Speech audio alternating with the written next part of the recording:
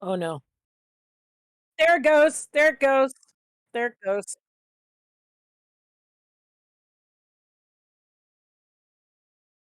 Pop it Yep, out, yep, pop it yep, out, Pop yep. it out. pop it out. Well, my it looks like my site is showing you, so that's good. Yeah, yeah, yeah, yeah. Who did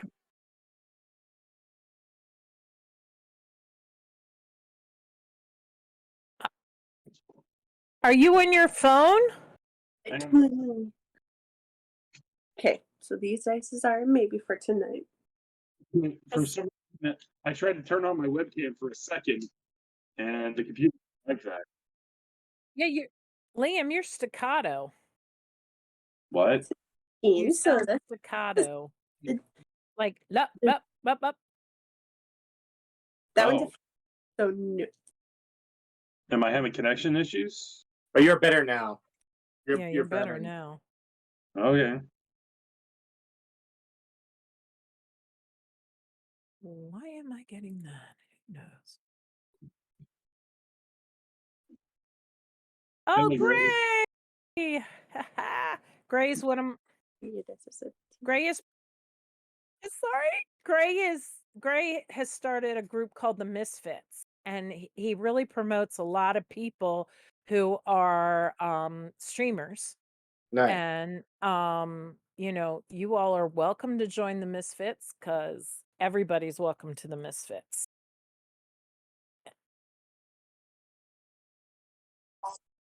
Again, Fusion's also from my stream.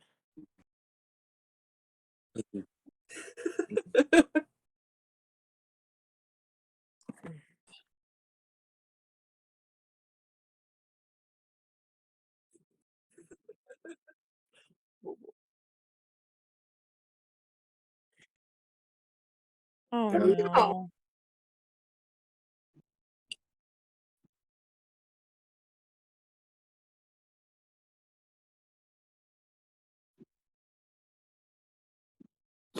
Poor thing. Yeah.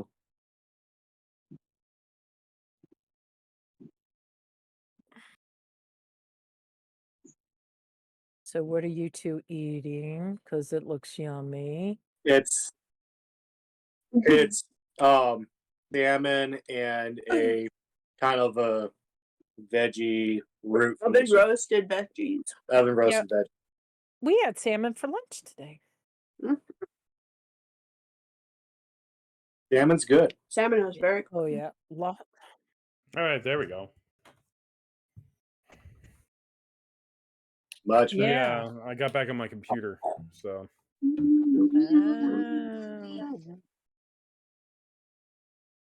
Mm. Yeah, they are. No, They do. I did a honey salmon, and then yeah, it was made good. a rice bowl. It's very good. We did honey garlic salmon. Ah. No. I like Boston Market. But Boston Market's one of those things people go and get a whole bunch and take it to people who are sick or because it's you get everything. Yeah.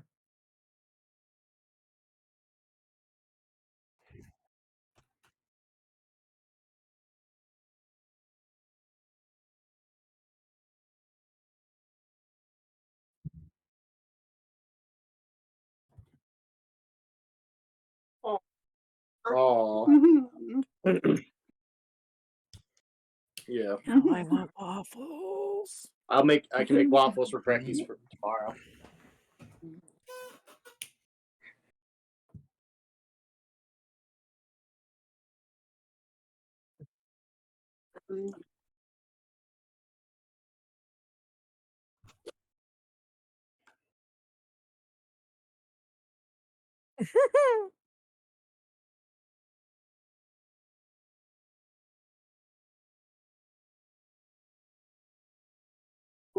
Oh my goodness. Yeah, Misfits have a channel just for food. Yeah. What is it called? What is it called? Misfits, Noms, and Recipes, and then just Misfits Noms. So there's 2 of them.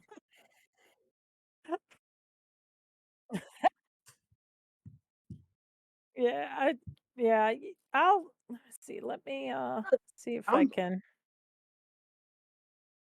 I'm going to invite you all to Nice. the Misfits because they are a fantastic group. Fusion, Well, I'm sending it to you too.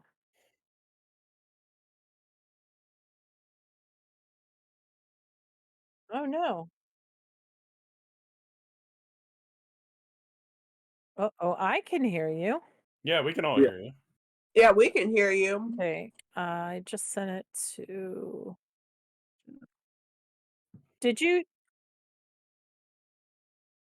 I know that this has happened before where they hear everybody but you. Here we go. Oh, now I'm coming in kind of double I here. just sent you. I sent one to you, Josh, and one to Mhm. you, Evan, because nobody else was on the list. So Yeah, I got it. I'm in it now. yeah, Gray it's a fantastic group. I mean, everybody supports everybody. So Oh, hey, Pokemon. That's Okay, fun. I'm in it, but I never do anything in it. Honestly. oh. Okay, I- Fusion Sai can hear What? me now. Can you, Fusion Sai, if you can respond again, can you hear me? Testing. Testing. Give it like 30 seconds. It takes. There's a lag. I know. Bueller. Bueller. Bueller. Bueller. Bueller. Okay, Oh, Yay, they Fusion can hear you. he can hear us. Okay, perfect. And we just got a message from Draga, Sabrina's girlfriend. She is on her way. It's just going to be a couple moments. No Okay. worries. No So yeah, problem. we can afford waiting a little bit longer, and then we can get started. Yeah, I have missed playing the anime protagonist that is Stradar. I know, and once we get this episode started with announcements, I will give a bit of an explanation as to why the lack of content. Not too big of an explanation, but just, Hey guys. stuff happened. This is why. Yeah. That's a big hat. Yeah. Or Josh and I not friends on Discord. What? Yep. Right. The audacity. The of this man. audacity. Holy macaroons. Accept. Holy cow. No hair carries. Not Good that. job. Nugget. Would you like to have a nice cold Budweiser? Yeah, you gotta see how Gray welcomes everybody to the Misfits. Josh, It's yeah. hysterical. Josh. I didn't get invited. Because you weren't on the. I just clicked add, and I guess it's because you're not right now on. So I will No, post. I am. I will. Oh, No. I sent You- I sent an invite to Carly. Okay, good. And to Leah. I think Liam, you're already a misfit, right? Yeah, Yeah. I just don't do anything in it. I will join later, like after the campaign. He will join at 121,300 100 years. minutes. Oh yeah. Yeah. 125. Everyone. No, I can't say that. I will say this. I will say this though, to everyone who's also in the Great Poison, I am going to remake the D&D campaign, the campaign for it on D&D Beyond, so we can get everyone's character Perfect. sheets when they're made. And again, Alright. I say don't make your sheets just yet. You can start DMing with each other and thinking up ideas for like plot and characters, but don't make the sheets yet. I do have one question though. Jawohl. What level are we starting at? You are Holy cow. Okay, so if it's anything like last campaign, you will be starting at level I believe I had the original campaign, everyone there start at level I think it was level 5. All right. And it makes sense that it's not level 1 because I'm kind of implying that when we start the campaign, it's already implying that this crew has been together already for quite a while. And they've already got some notches on their belt of like past jobs and contracts. Perfect. I never start at level 1 anymore. The lowest I'll start is level 5.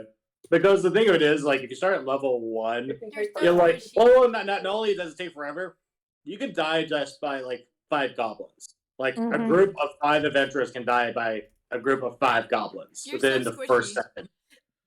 We Yeah, there have we we go. have a Sabrina. Hey, boo.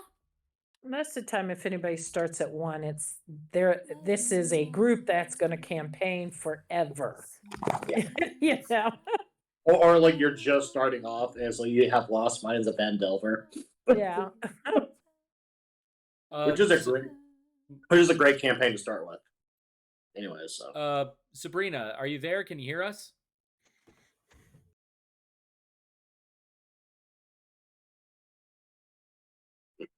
Oh my goodness. Hello. We can't Bueller. hear you if you're there. If you're Bueller. speaking right now, we cannot hear you. Bueller. Sorry, hun. Oh, Why are you sorry? I'm saying sorry, Sabrina.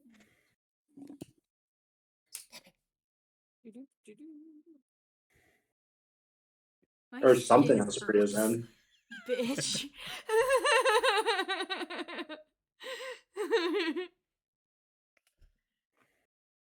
All right, we'll wait just a little bit longer. There's no such thing as a campaign that You starts guys on time. started talking about like years and minutes. Now I just have Seasons That of song. Love stuck in my head, and I'm so tempted to belt that shit, but I'll keep it in. I was about to make it. I was about to make a Team America World Police reference, but I realized Yeah. we're on Twitch, so probably not. You're gonna probably hate me for this. Rent is I've my never favorite musical. I've never seen Team America. I haven't seen it, but I know clips of it. I just know that it's made by the same guys that made South It Park. makes sense. That's all I Yeah. know. There's a But there's see, a right. John, my stepdad, and those who have met my stepdad will realize he's the one that introduced me to Team America. Oh no. Well, checks. please. He was at your house, yeah. Yeah, he's my Yeah, he's stepdad. really nice, and that checks. Yeah. That checks with his sense of humor. So Oh yeah. Oh no. Like I'm 13, and he's like, why don't we do a Kill Bill marathon? Hey, that's how old I was when I watched it. Yeah. Lucy My Lou's mom was character made my me mom was realize, horrified. maybe I'm not just into men. As soon as I That's saw right. Lucy Liu, I was like, Yeah, Mm-hmm. that checks. But I'm calling it. She bathes in the blood of virgins. Have you seen her in the trailers for the new Shazam? She's She hasn't beautiful. aged at all. no, man. Her, Keanu Reeves, just Keanu Reeves just They've is- got really good. Keanu Reeves doesn't age. He just grows facial hair. he's Yeah. a beautiful, kind man. He is a beautiful soul. he has a beautiful soul. They can hear you. Oh, Oh, Hello? Sabrina, we can kind of hear you, but you're coming in very, very quiet.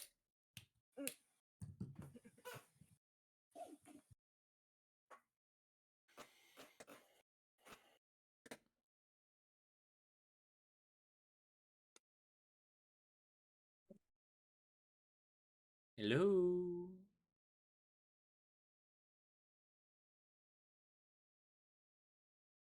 good morning, Vietnam? Question mark.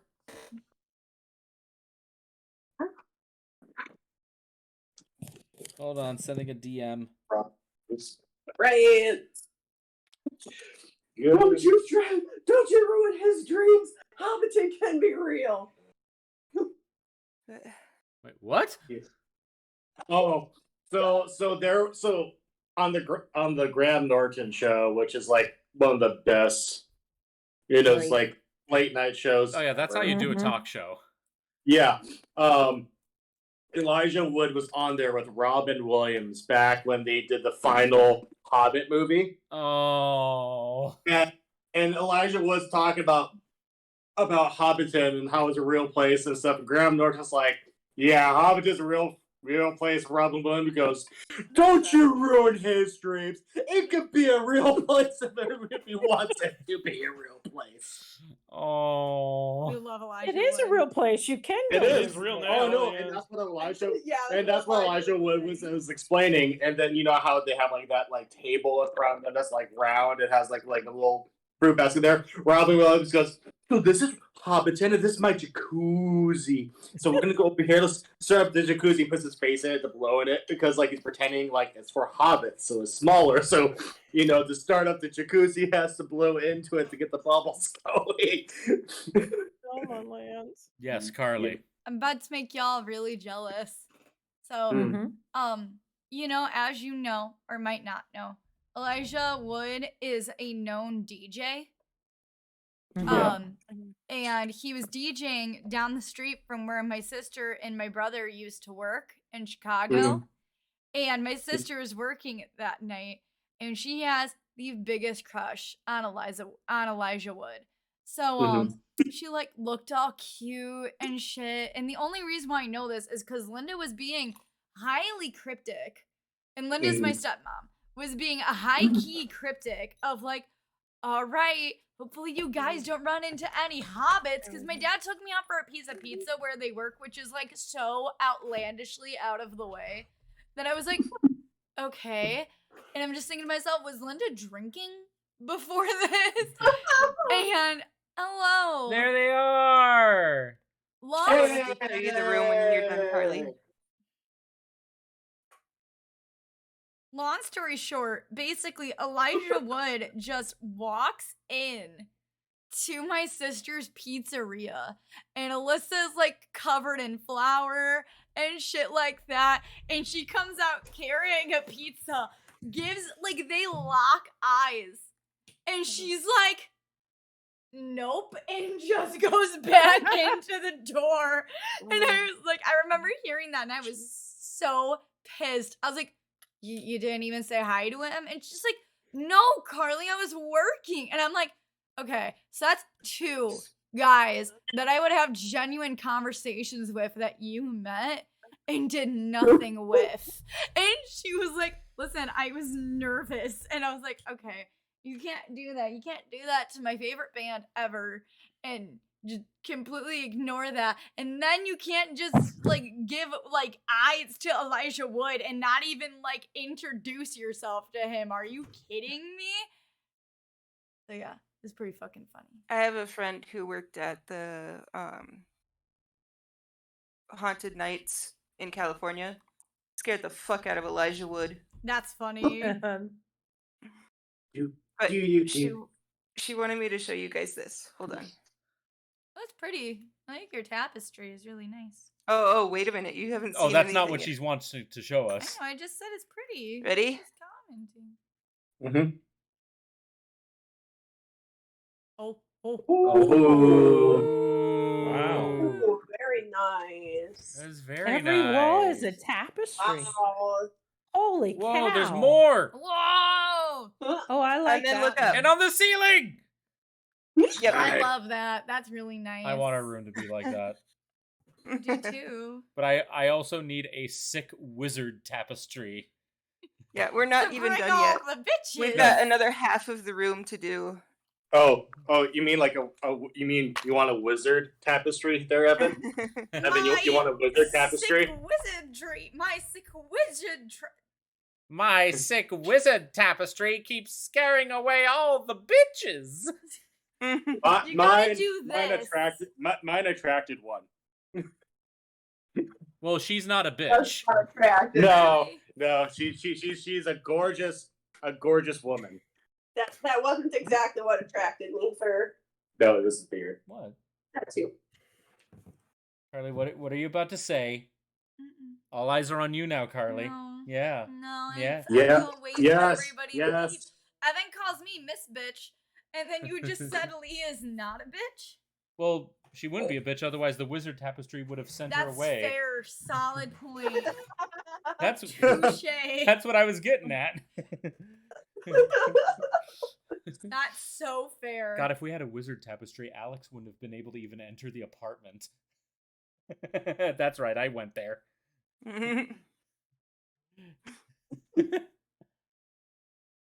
All right, isn't it time we get on? Yes, an it's adventure? time. If somebody sees this that knows her, I don't care. Yeah, who fucking cares? We have bad blood with someone and we're just kind of over it. We're like laughing about it. So anyway, hey, welcome back to the next exciting episode of the Song of the Wilds. It has been a long time coming. I took a bit of a hiatus of a couple weeks because unfortunately some unfortunate events happened in the Discord server. Some people ended up having to leave the server, and it just kind of put me in a very weird place mentally and emotionally. And I only ever like to be a dungeon master when I'm at my absolute mental peak, which is not high, but it's as high as I can muster right now these days. So yes, we are back. We are refreshed, and I for a moment thought that was an ostrich. Ooh, look the baby. A good Nope. The baby. cat was an ostrich. Well, with the way the cat was facing away from us, I thought his tail was like an ostrich neck. Oh, that makes sense. She is the little lady. She is a Oh, little. sorry, lady. She is a lady. As we can tell from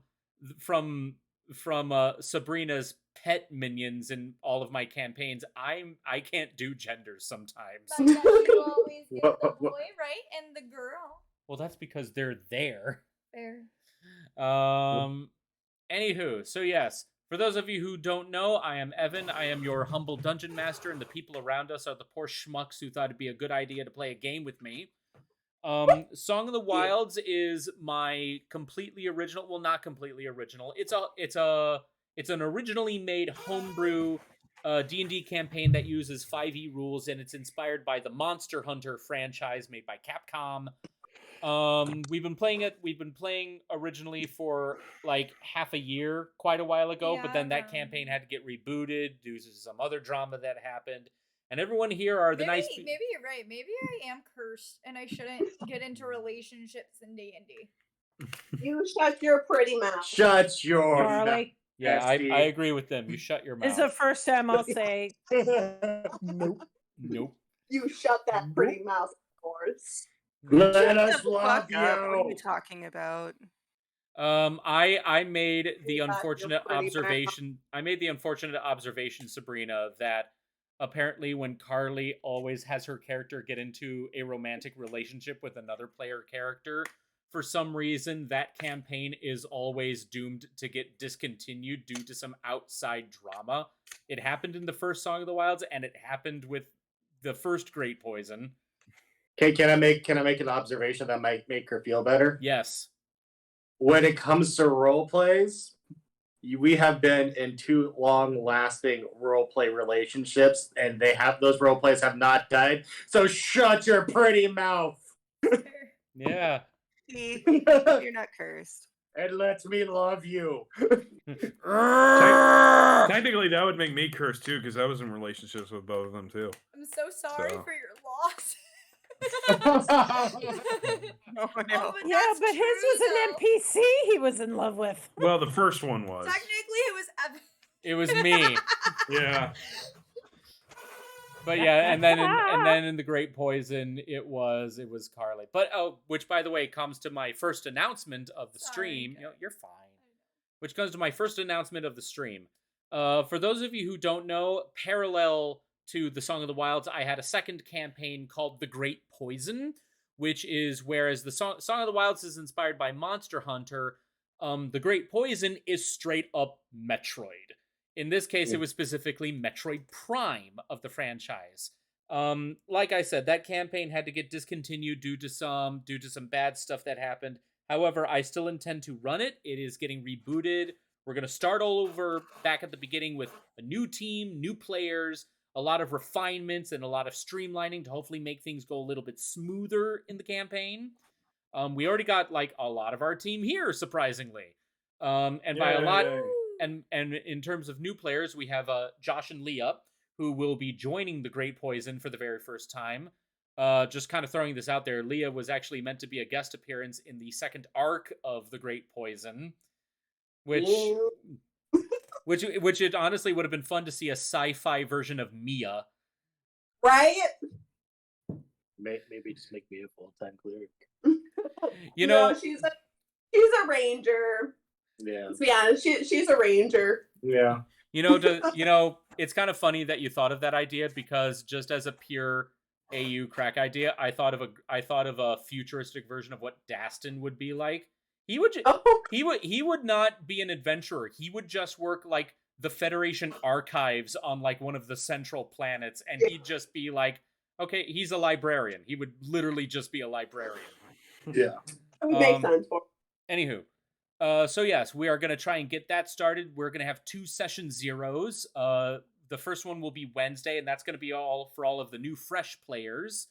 And then the second session 0 will be next week, Friday, for all of the returning players, just to kind of finalize some details. So that's By the like way, Yes? Evan, I meant to tell you. I know it said that I was only available for an hour on Friday. I didn't mean to write it that way. I'm actually, yeah. Okay, that's fine. Yeah, it's Fridays are pretty open for me all the time. So Yeah, otherwise, how would you even be able to play now? yeah. Yeah, I had a feeling that was the case. I just kind of assumed that next Friday was like a fluke and it was like a one-time thing you'd be unavailable, but then you just corrected me. Mondays and Wednesdays I cannot do because I have kendo those nights. That is both understandable and also awesome. Yeah. All right. So, with that being said though, that's all from me. Does anyone else have any other little announcements? Yes, Josh. We went to Emerald City Comic Con this last weekend, and we got to meet some really cool people. David Tennant. We got to meet David Tennant, Stephen Emmel, and James Marsters, who I actually got. James Marsters geeked out over my cosplay because for those who don't recognize just the name, you would recognize him as Spike. Buffy the Vampire Slayer is the biggest one, which Piccolo. Carly loves him. No. And Maybe never happened. And he was on Marvel's Runaways more recently. Oh, he was? Yes, He was, and for those that love Doctor Who, he was on the spin-off show Torchwood. And for those who love Dragon Ball, he was Zamasu in Dragon Ball Super. Yes, Wait, he is the voice of. Yeah, he was the voice of Zamasu? He was uncredited because he's a union actor, so they couldn't credit him by his real name, but everybody knows it's him. And it was meant to be his redemption for Dragon Ball Evolution, basically. Yeah, you know what? I actually really like that. When you went to get his autograph, that's one of the pictures you could have chosen. Was okay, so he is legally allowed to sell that stuff then. Yeah. Okay, cool. Oh, yeah. All right. Yeah, I didn't know if he wasn't allowed to because he had to go under a different name. Oh no, no! Like and the poster in the back, and the poster in the background, it's one of the pictures. It's Zamasu, and cool. under his name it says Buffy, Torchwood, and Dragon Ball Super. It doesn't say Marvel's Runaways. Yeah. But well, he's a big Dragon Ball fan as is. So he's a huge Dragon Ball fan. But he's also he reads the audiobooks for the Dresden Files, which is what I went for because that's my favorite book series. I brought my favorite book from the series, and he sees the book, looks down at it, looks back up, and just goes, "Wait. Are you Michael from the Dresden Files?" And I'm like, "Yeah." He's like, I found a clip of him. I he hear him now. Hardcore, and he asked if he could take a video of me to post on social media. So there is actually, if you go on his Twitter, about 20 seconds in on the video, there's me saying, "Hi, I'm Josh, and I'm Michael." And right before that is a person dressed as Harry Dresden, who is the main character in that book series, saying, "Hi, I'm so and I'm Harry Dresden." So I am on his Twitter account. Oh, that's awesome. We have and speaking of you, Josh, Mama Human is in the chat. Hi, Mom. As Abigail Brown Snabby. Yeah. Yeah, her social media name is the Corgi. Oh. Adorable. All right, that is awesome. I have a tiny one. Yes, what is it? Me and Evan are going to be at ASIN this year, helping our friend Alexa, who's actually another player in the Great Poison, at her booth. So it should be a lot of fun. I also, hopefully, they're very behind, so I haven't heard anything yet. But hopefully we'll be in the masquerade competing, which is super cool. And for those who don't know, Alexa is the one who made this. Mm-hmm. My dice bag, which is quote unquote a Game of Thrones dragon egg, but let's be honest, this is a pine cone. And Mom? Go ahead, Carly. Sorry. Go ahead. And at C2E2 this year, which is in just a couple of weeks now, but me and Evan are gonna be there helping our friend Elizabeth. I'm sorry, not Elizabeth. Victoria. I'm very tired. I also don't feel very good, but that's fine. With her panel. Nice. Where we're gonna be dressed as Disney princesses reading to kiddos. I'm super excited about that. And then Sunday, you're going to be dressing up as freaking Rebecca from Cyberpunk. I call it the duality of Carly. I'm a Disney princess, but I can also run around in underwear in a nude bodysuit all day. It can be fucking great. Can't wait for that. All right. Are there I have any? a couple. Oh yes, Sabrina. Okay. I'm a little frazzled because I've only been I was in the hospital the last 2 weeks, which is why I'm glad we didn't have games, because it would have been in the hospital with crappy internet. Wow, yeah, everything kind of weirdly timed out perfectly. Yeah, but like I had a really busy week of trying to get into life again. I get Completely understandable. So I'm a little frazzled. But me and Dana are officially wives now. Oh, congratulations! Congratulations. That's adorable. I didn't know that. Yeah.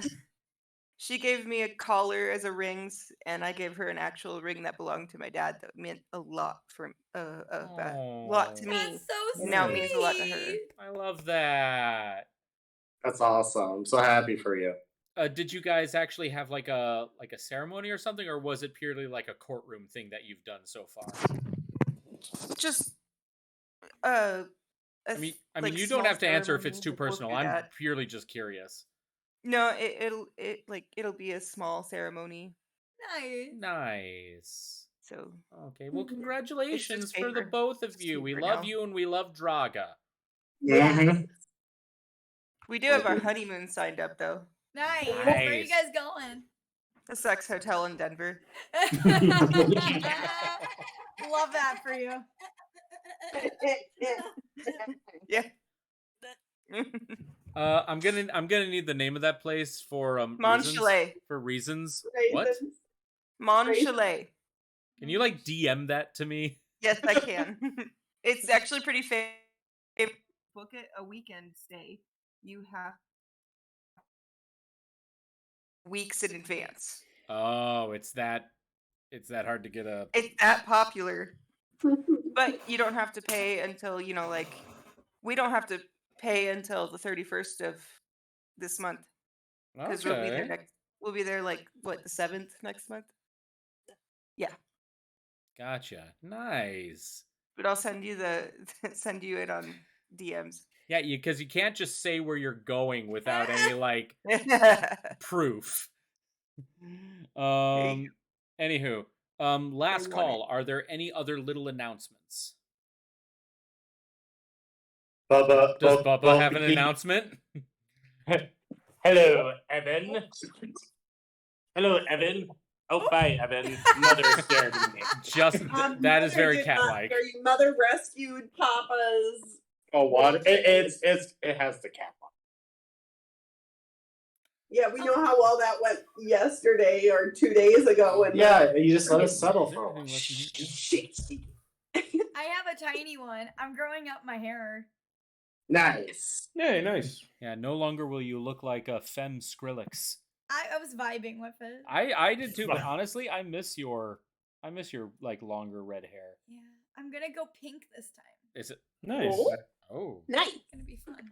That is gonna be fun. Hey, do it while you can. I'm actually I'm gonna go blonde again myself once my hair is grown out, because I found it a lot of fun, and I would love to curl it and do the Marilyn Monroe look again. Do that for your wedding. If my hair were longer at the time, I definitely would. But I might do it for our vow renewal because that's in like 5 years. You know, with the company I work with, Monette, their products are really good for growing out your hair. Just saying. Link in the bio. Let me tell you about my Lord and Savior Cthulhu. No, that's not this campaign. Josh, I use that when my religious family tries to get me to pray. Let me tell you about my Lord and Savior Cthulhu, the dark one. I do. I start praying to the dark one because, they all think I'm a devil worshiper, so why not just go with it? Wow. Yikes. And then you just look at them and be like, "Begone, Satan. Hello, Shamu." Right? What? I do. Yeah, like stupid Jeff stuff. Dunham. Jeff Dunham. Oh. My favorite show of his is Triumph, the Insult Comic Dog. Wait, that's him? Yeah. I never knew that was Jeff Dunham. What? Really?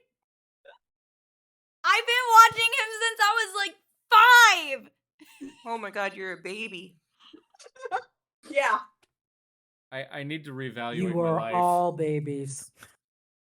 That's fair. According That's fair. to my mom, everyone in this D&D campaign is No, it's Robert's. I have Oh, gray Smeagol. hairs right now. That's Robert Smeagol is Triumph. Oh, okay.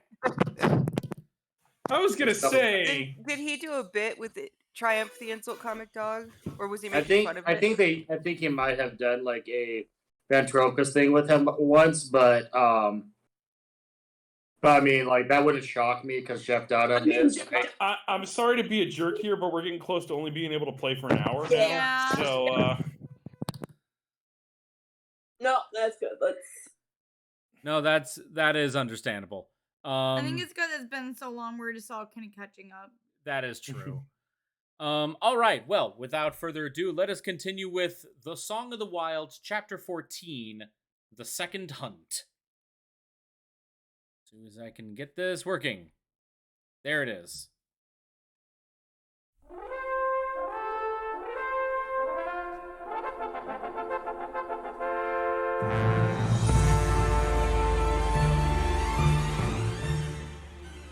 Where we last left off our group of intrepid hunter warriors known as the Carrion Crew. Glad that they finally have a name.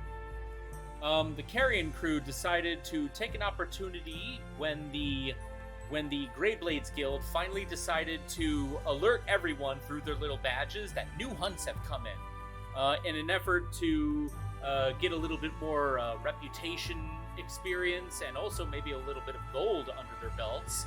The Carrion Crew decided to take on another task from the new incoming jobs. From what they were able to tell out of the multitude of choices that they were able to find, they decided to go after a Gorgon, a huge metallic bull-like creature that can turn you to stone with its breath. For some reason, a Gorgon was scouted to be found in the swamp region of the island of Home, which is very, very odd because that is not their typical habitat. Already a possible sign of the changing environments, possibly due to the death of one of the archbeasts. It was this mark that the Carrion Crew decided to officially accept. And we last left our crew after getting some more supplies and leaving the city of Acheron and heading deep into the swamp. And that, dear viewers, is where we leave off. All right. So, Carrion Crew. It's already been like 15 minutes or so since you last left the entrance of Acheron City. This place is a far different environment than the typical jungles than you've already have a lot of experience in with your recent hunts, and it is quite the opposite to the one time you were in the desert region. I do apologize. I saw Leah walk away. Did you want me to pause or something? Okay. Where was I? Oh, yeah.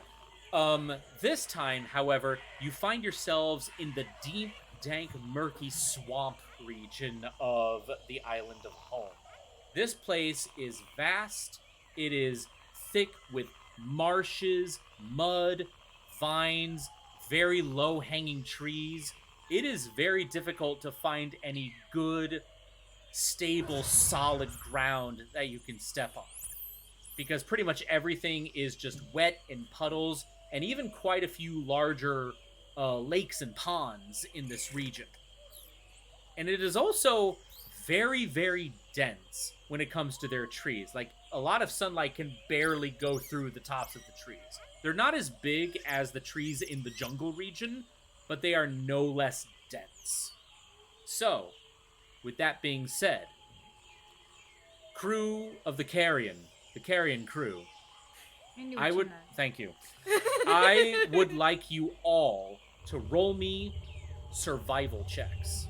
Oh, yes, it's my highest stat. Okay, as if all right. Well, actually, wait. Hold on. Not survival. I apologize.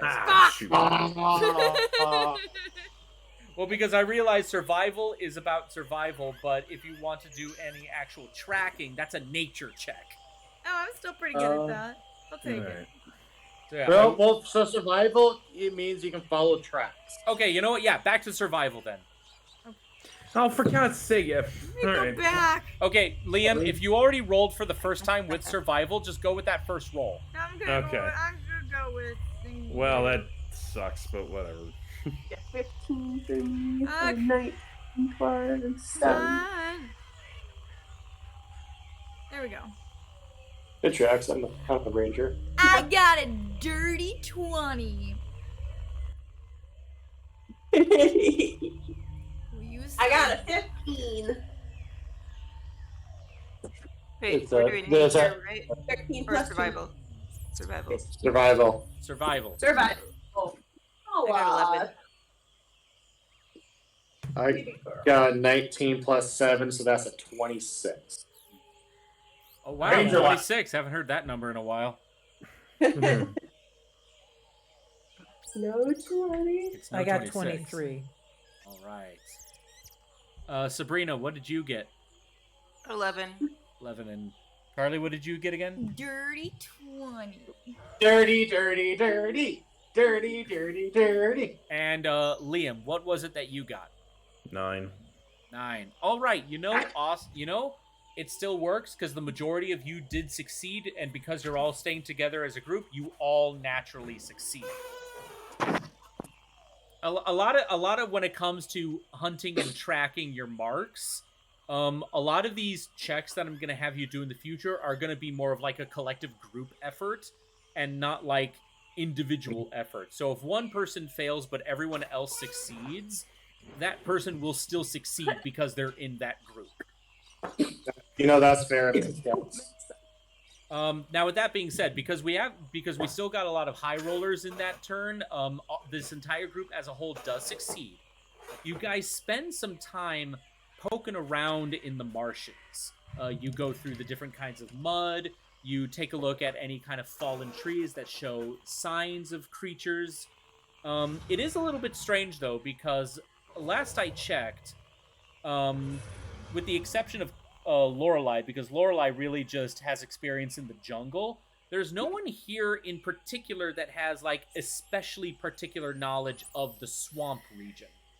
Now, that being said, though, you do find a variety of different kinds of tracks.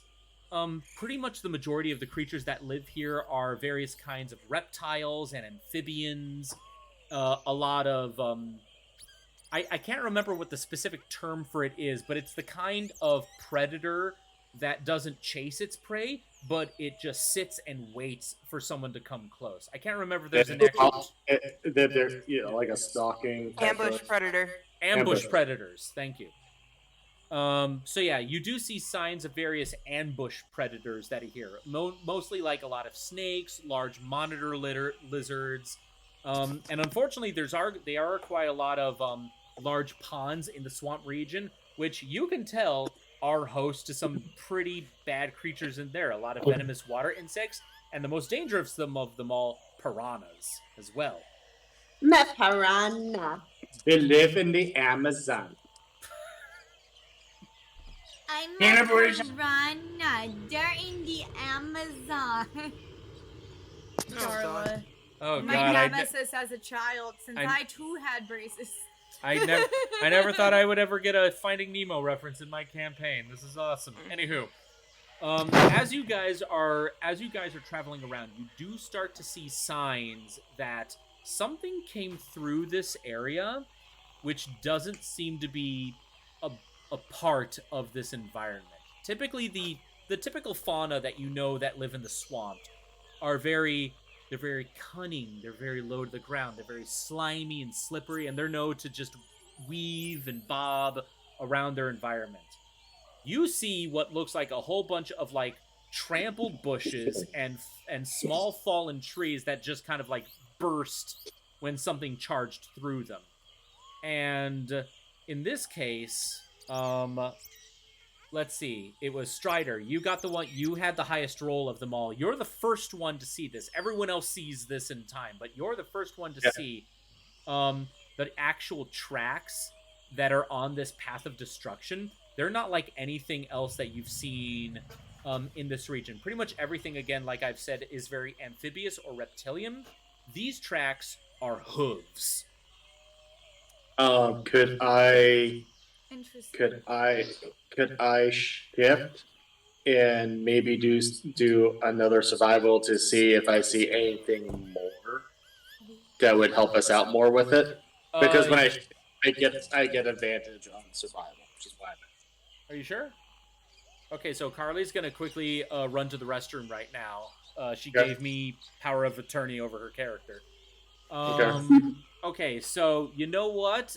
Go for it. Because you already rolled what was it, a 26 the first time? Yeah. If you roll anything lower than a 26, you're not really 26 is already a pretty damn good roll. If you roll anything lower, I just didn't know how much information that was going to give me, because you just kind of gave us like we see a track, we see hooves, and it doesn't belong here. I was wondering if there's 26 would give more than that, or if I did another survival to look beyond that, would it or investigation to try to see if there's more I can find. You can certainly try again. Well, let me ask you this: that 26 that you rolled, was that with a nat 20? No, that was a 19 plus 7. That was a 19 plus 7. Okay.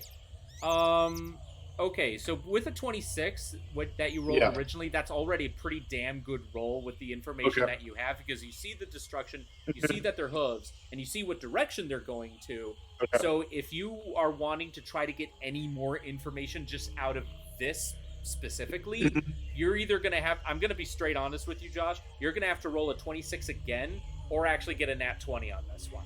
Because again, you pretty much have got pretty nailed. Well, and that's fine. I mean, and I can stay shifted, which will help out with anything else. I'm just kind of curious. Yeah, no problem. No, unfortunately I got a dirty 20, but that's about the highest I got with my advantage roll. But I mean, that's still fine. Well, like I said, the first time you rolled was pretty good in of itself. So you already get quite a lot of information from there. So you're pretty much, and right now at this time, everyone else, you're all kind of crowding around where Strider is looking, and you see the very clear footprints in the mud, and these are very obvious hoof prints. And even the normal creatures that live on this island, like wild horses, wild ox, bison, basically any other type of hooved beast of burden like flora.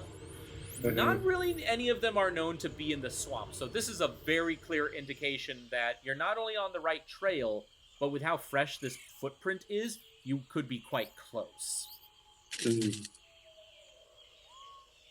All right. Now that being said, though, does anyone else want to try and do something here to maybe try to glean a little bit more clues as to the trail? Or are you just going to follow the footprints and see where it takes you? Can I have Fizzgig sniff around for a scent that he can follow? All right, we can definitely do that. If you'll give me a moment, let me just pull up Fizzgig's. Fizzgig is a hellhound, right? Yes. D&D Beyond Hellhound.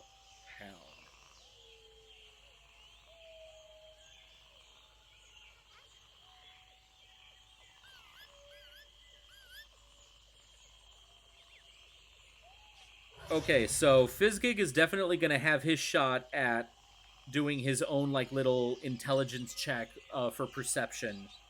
Hellhounds do have a -2 modifier though, so this might be fine. weird. That's why he likes belly rubs. Oh yeah, he definitely does. Nope. Unfortunately, with the modifier, he got a 6. Yeah, well, swamps do smell like shit. Too, Yeah, so. swamps do smell like shit. We're not talking like the swamp of eternal stench in Labyrinth. It's not like that level of funk, but it is definitely rank in this place. And Malice, you do see Fizzgig, who's just kind of like whining and whimpering as he paws at his nose, like, I can't do anything right now. Like, gross. Well, he does still have a fireproof saddle for Fidelma. A fireproof saddle, yes, but that's pretty much all that's happening right now. Does anyone else want to try anything more with the clues, or are you going to start following this trail? I guess I'll start following the trail. Yeah, and I'm down to follow that trail. Follow the trail. Okay. Actually, hold on a moment. Sweetie, what did you say? She yells down from the restroom, "Me too." All right. You follow the trail of hooves, and these hooves, while they overall go in a clear direction, they kind of go around pretty wildly.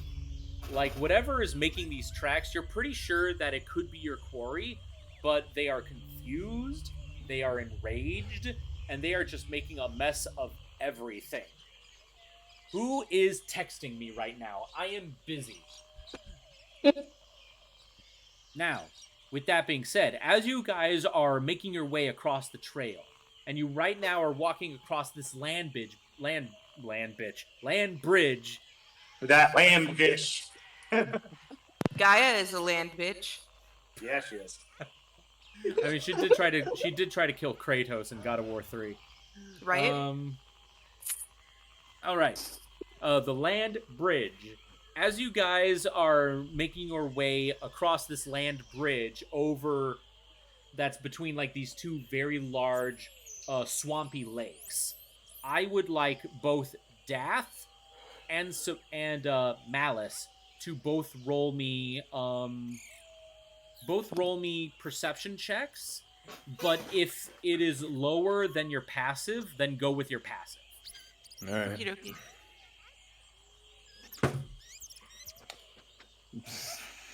Because they're super tough. Well, because like what I'm having them do a check for is not something they're actively seeking. Well, I'm gonna have to go with my passive, which is 11. So that's not much better. My passive is 17. Okay. Your I'm passive- so sorry. What do we have to roll? I think. Nothing. I think I'm looking at the wrong thing. I'm only having Dath and Sabrina roll perceptions. Gotcha. First off, holy hell, Malice, your passive is a whole 17. Yeeks. And Dath, what did you say your passive was again? 11. 11. Okay, you both actually succeed. As the entire party is walking along the land bridge, and both you, Malice and Dath, you both are kind of taking up the rear right now, you do hear what sounds like something breaking through the surface of the water very gently before going back down. And it's coming off to your right. Yeah, right. Hey, Dad. She like elbows him. You see that shit? Yeah, I think I heard something. Let's go warn the others. All right. Can I real quick try to see if I can see whatever it is better? All right. Roll me with another perception check. This one is going to be with advantage because now you're actively looking at the water. All right.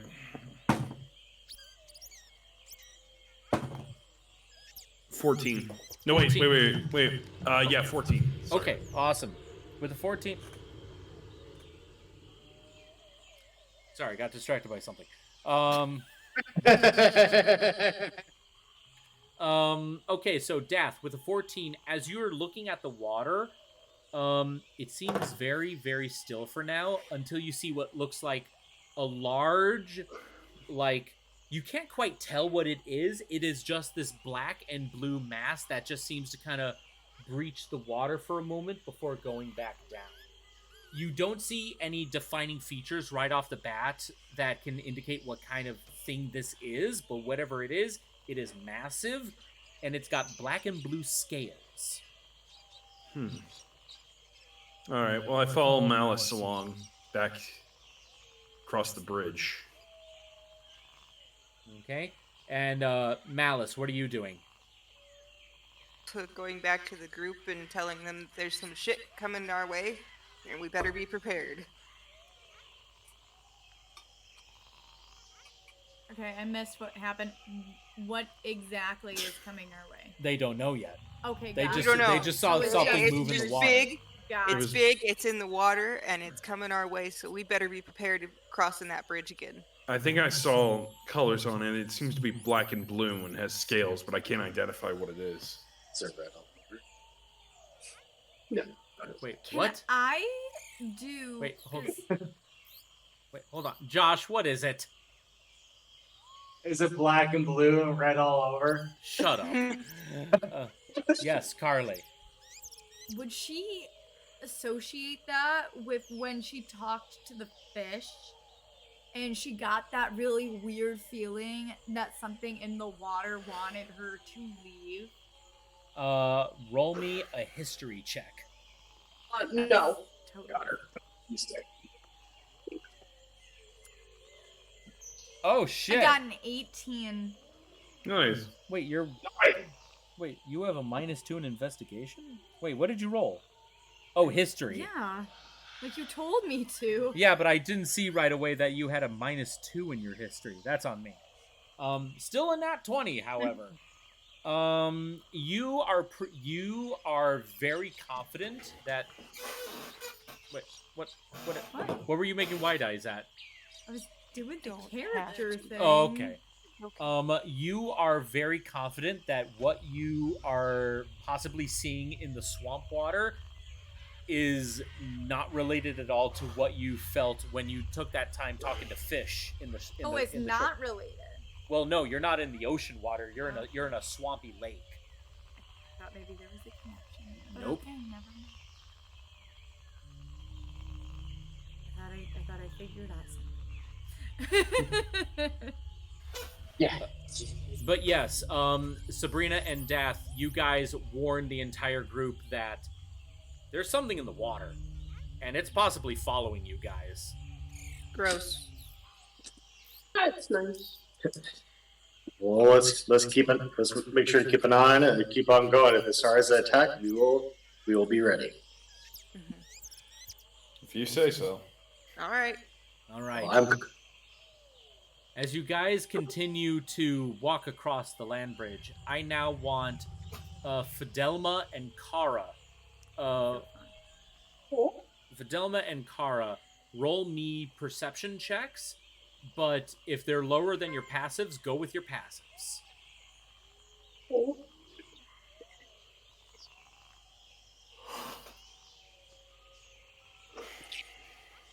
Well, let's hope this one's better. I mean, passive not great. It's not terrible, but it's not great. And that would be 19. 19, nice. Fidelma, what about you? 14. 14. Okay, so you guys, you guys are taking up like the middle of the group along with Lorelei. You guys are walking along the land bridge, keeping an eye out, and you guys are kind of keeping an eye out on the lake to your right for that mass that might just breach the water again, until you hear something breaching the water, but now on your left. And you guys, with scores like that, you turn just in time, and you blatantly see something with shimmering black and blue scales, just kind of like a portion of it just kind of breach the water surface and then go back down. I'm not sure about this, guys. Maybe I'm want a little bite to that thing, I think. maybe move a little faster. Yeah, it's so fast. I'm trying. I pick up Miss Nixie. That's adorable. She can ride Fizzgig. Yeah, she can ride Fizzgig. It'd probably be faster than you, Dath. I'm sorry. No. How about he puts me on Fizzgig? Yeah. All right, I get to try out. All right, the new fireproof saddle. All right, the saddle is put on Fizzgig, and you see him for a moment. Actually, I'm gonna roll a quick d20 for Fizzgig. Okay. An intelligence saving throw.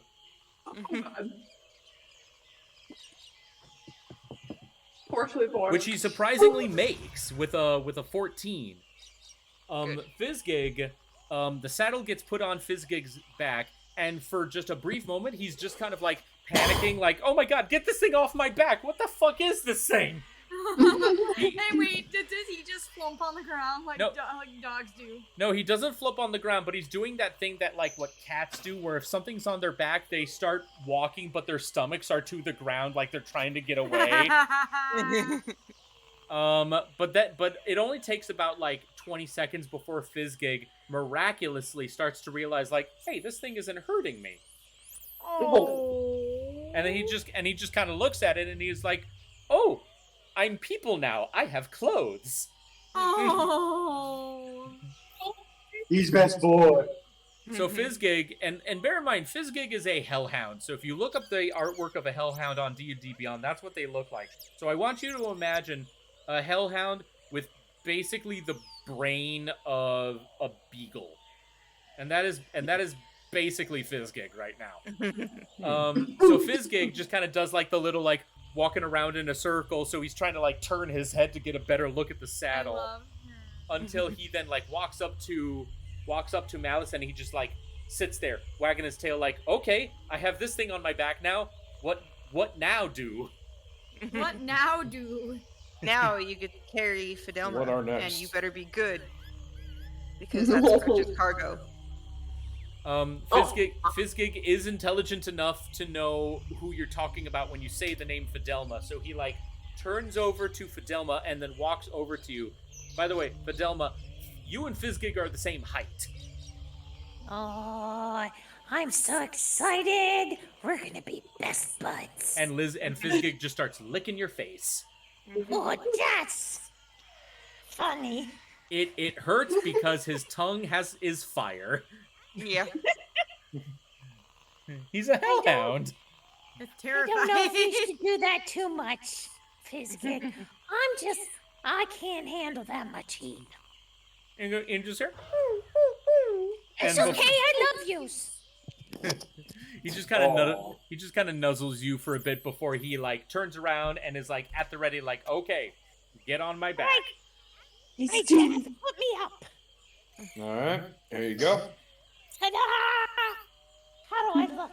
The saddle is perfectly tailored to both Fidelma and Fizzgig's body. This is a Fidelma. It now goes without saying, you are the first character of the campaign to get their official mount.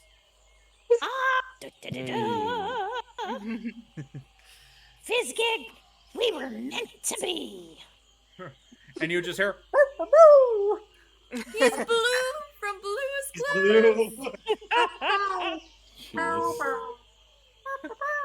I made it canon. That's how Fizzgig sounds. Fizzgig sounds like Blue. That's adorable. By the way, the Blue's Clues movie, which is basically Blue's Clues into the Blueverse on Paramount Plus, is wholesomeness gold. Love that. Harley and I watched it, and we were bawling our eyes out. I didn't expect to like it. I went in with very low expectations, and it was a adorable thing. We also recommend the live-action Clifford, the big red dog, and That had no right making me feel so many. and the live-action Dora the Explorer, because that one's just hilarious. Dora the Explorer came out when I was like too old for it, so I went into it already being like, I'll just do it as a comedy. Well, what you got was a very self-aware movie. Yeah.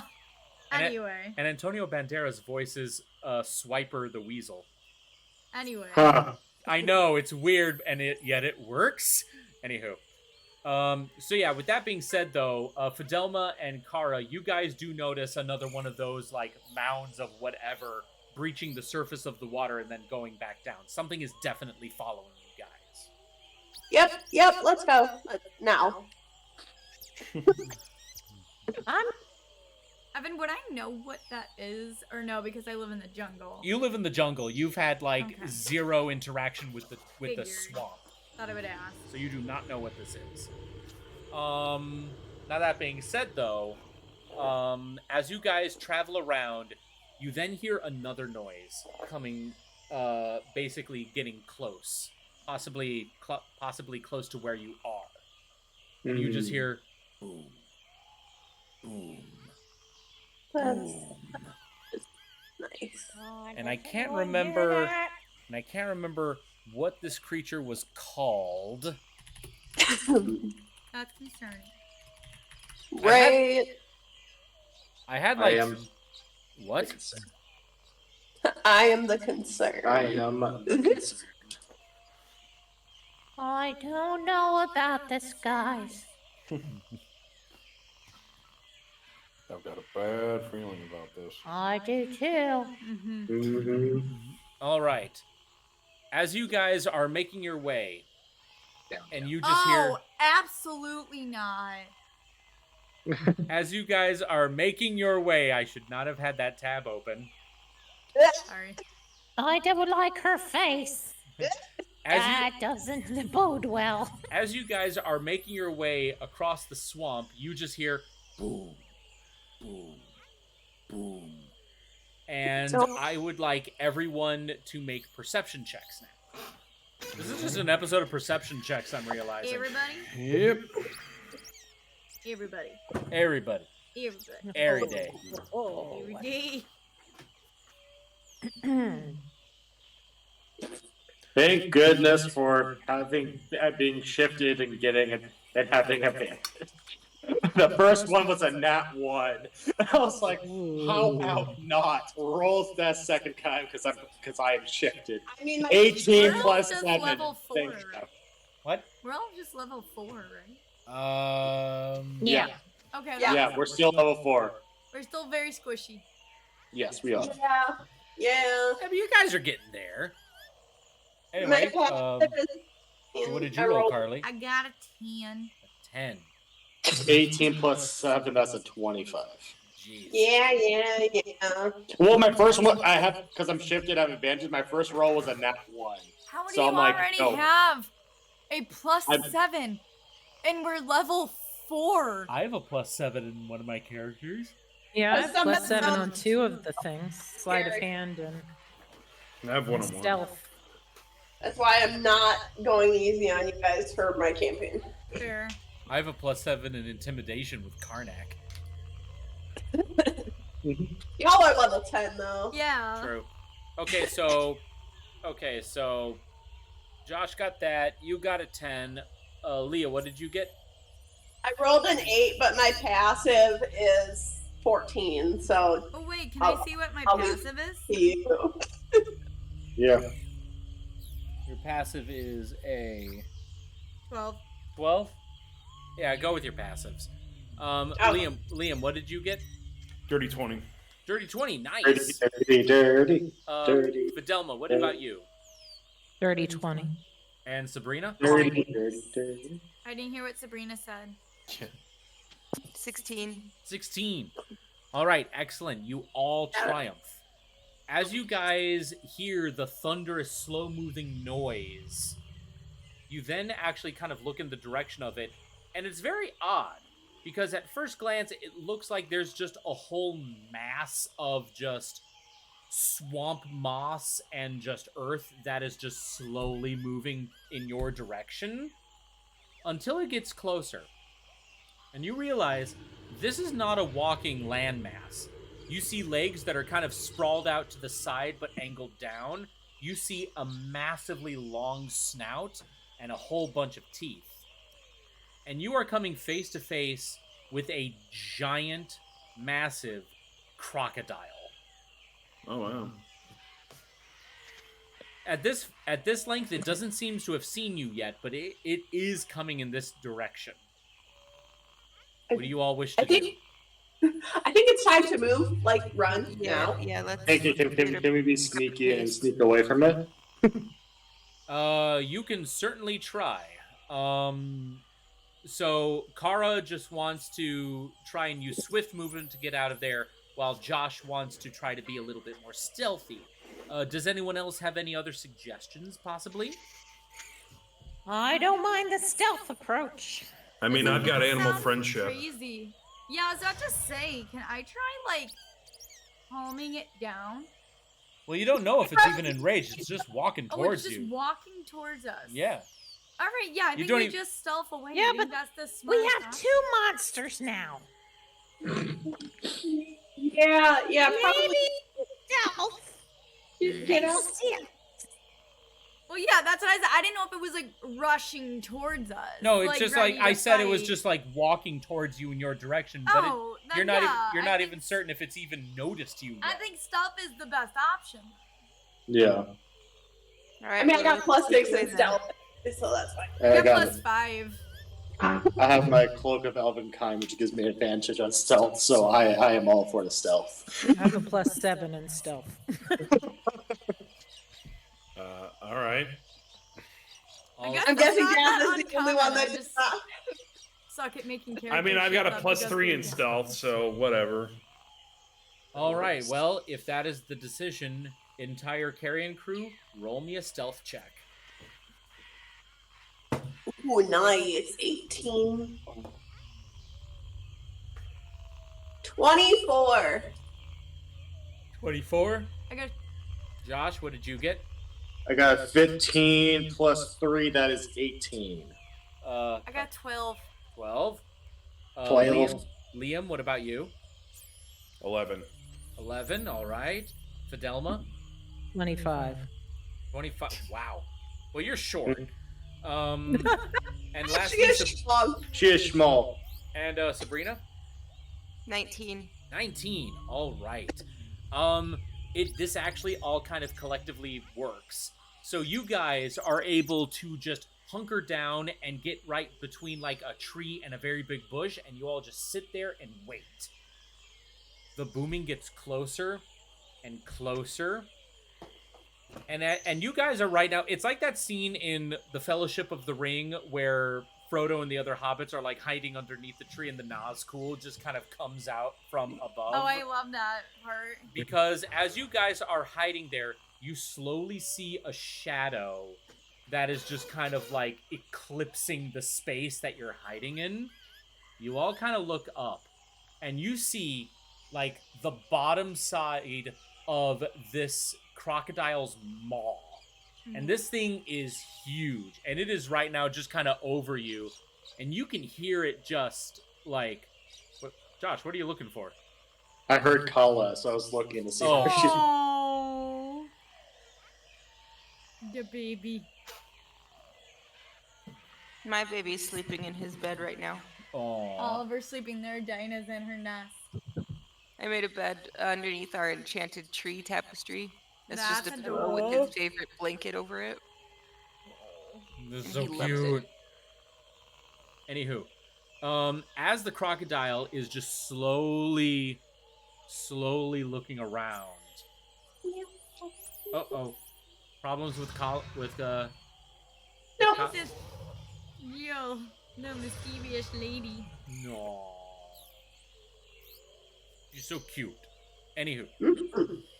So as you guys are just kind of hiding there with the giant maw of the crocodile over you, it's just kind of standing there right now, sniffing the air.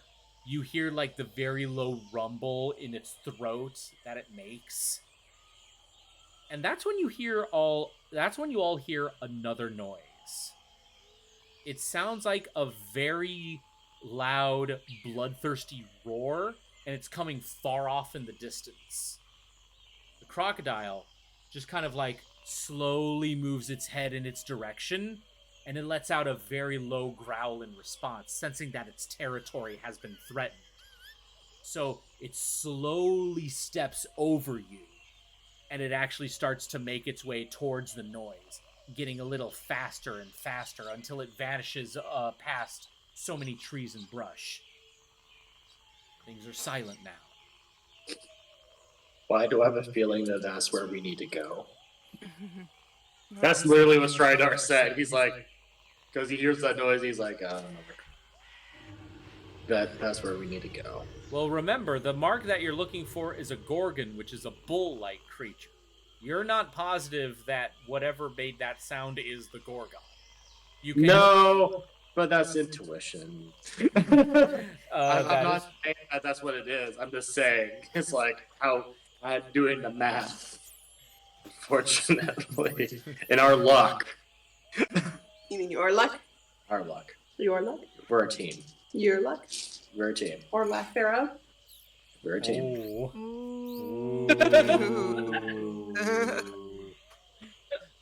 Well, that definitely does Doug's bed. Are you having a stroke? Are yes. you good? Yes, I am. Oh my god. Carly, if you ask me to smile and only my left... don't make that joke. Oh, I'm sorry. Okay. Wait, you were the one who asked if I was having a stroke. Because you started just like, and I was like... Okay, I could just be dumb. That's fair, because I've done that before. Anywho, so the question is, do you guys want to follow your leader's intuition, or do you want to try to retrack those footprints that you found? Retrack. I still think we should find the tracks, but if the tracks are heading towards where the sound is, it's like that just more evidence towards it. I'm just saying that's a feeling I have doesn't mean that that's where I want to go. Gotcha. All right. Well, the good news is it was super easy to find those tracks again. They go relatively in the same direction, but not like in the exact same direction. Like you're going off a little to the right. So whatever threatened the territory of the crocodile is something else entirely. That's good. Now that being said, though, as you guys follow the tracks of the Gorgon, you then actually begin to notice the terrain is a little bit different than before. As you guys are walking along the swampy mud, you hear... and you suddenly realize the ground beneath your feet is actually way more solid now. And you look down, the ground itself is just pure stone. Yeah, I don't like that. This Can is I unnatural. examine the ground for anything that might look, I don't know, a carved statue or something? You know what? Go ahead and roll me an investigation check. All right. Trying to find out if the Gorgon breathes. Trying to fix stone. 13. Okay, so with the 13... Well, my passive is 14. Not that it really makes that much of a difference. But... Yeah, in this case, we're still going to have to go with the roll because it's not something that you're just kind of catching off of the corner of your eye. This is something you're actively investigating. So with that being said, though, with the 13, though, that still works. Death, as you slowly get down to the ground, and you notice how the terrain just seems to jarringly change from swamp mud to just pure solid stone.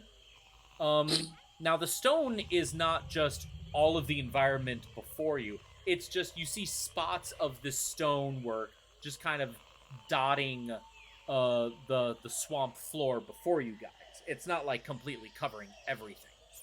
Now, with that being said, though, Death, as you slowly just kind of investigate, you kind of put your hand against the stone to get a feel, and for a brief instant, you feel a chill hit the palm of your hand, and for a very faint instant, you see what looks like a very faint green mist that comes out of the stonework, and you like pull away your hand out of reflex, and you actually look at your palm, Death.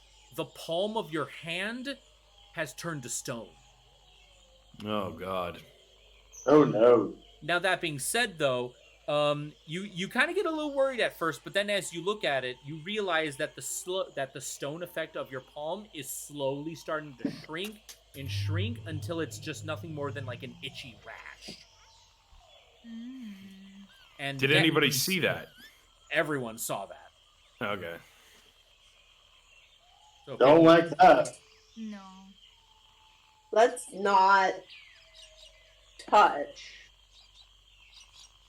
Now, Dath, that is where that kind of hits you because because before you joined the Greyblades, you've done your own research on your own time, if I remember your backstory correctly. Yeah. And you do actually remember some things about Gorgons. If you would roll me a history check, please. All right. 14. Okay, perfect. So with a 14, you are actually able to correctly recall that a Gorgon's main method of defense and also for hunting is to turn its adversaries into stone. And the only way that it turns them to stone is by expelling a green gas out of its mouth. And you realize this is quite possibly the leftover gas from when it used its gas last time. And because it's only like a trace amount of it, the palm of your hand did turn to stone, but not permanent. Yeah, that's what I was afraid of. Now you say that specifically, and only does it work on non-living things, or does it only work on living things? I believe I had it at. Give me just a moment. Let me look this up because I know the answer, but I just want to be certain. Let's see.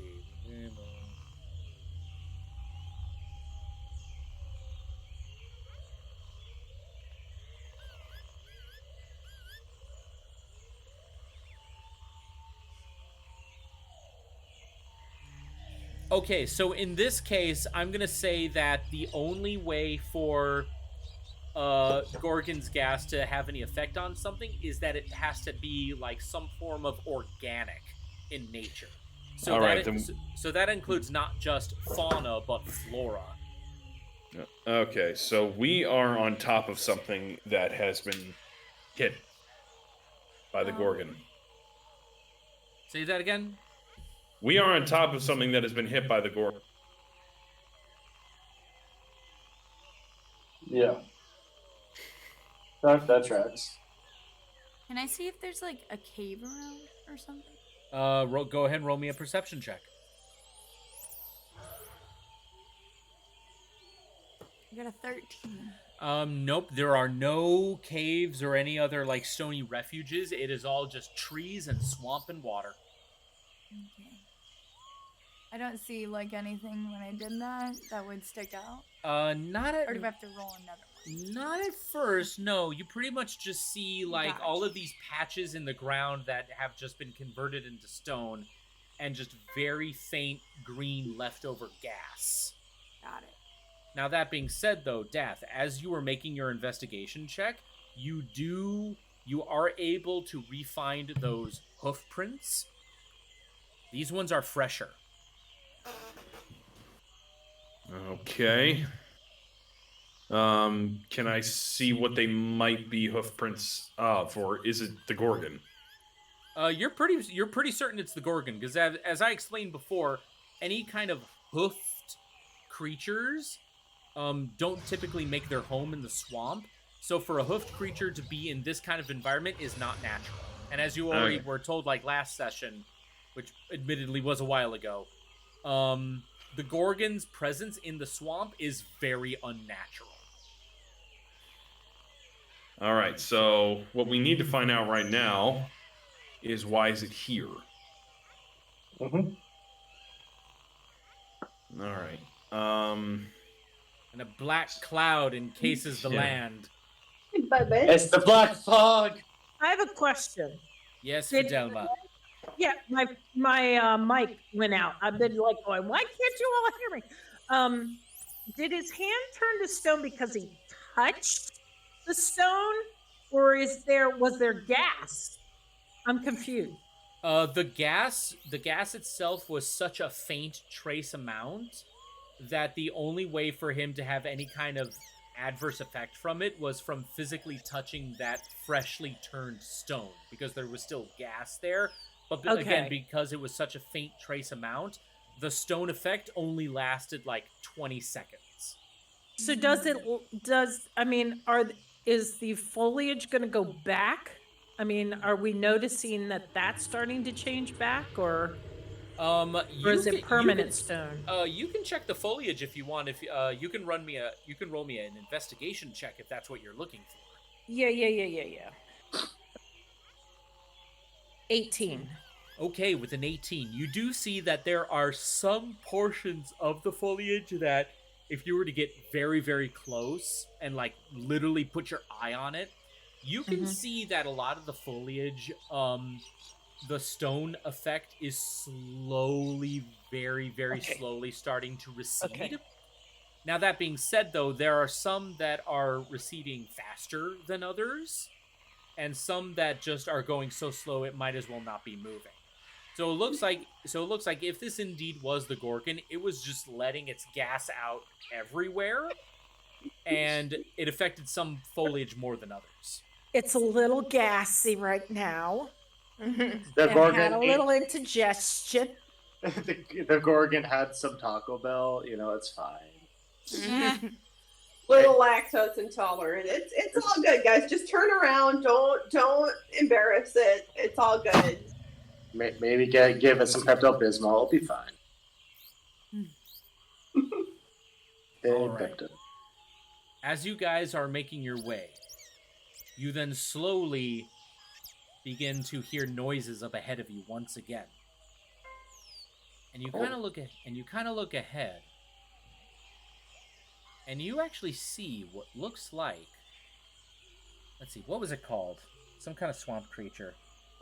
It's a normal animal. Crocodile? No, not a crocodile. Describe it to me.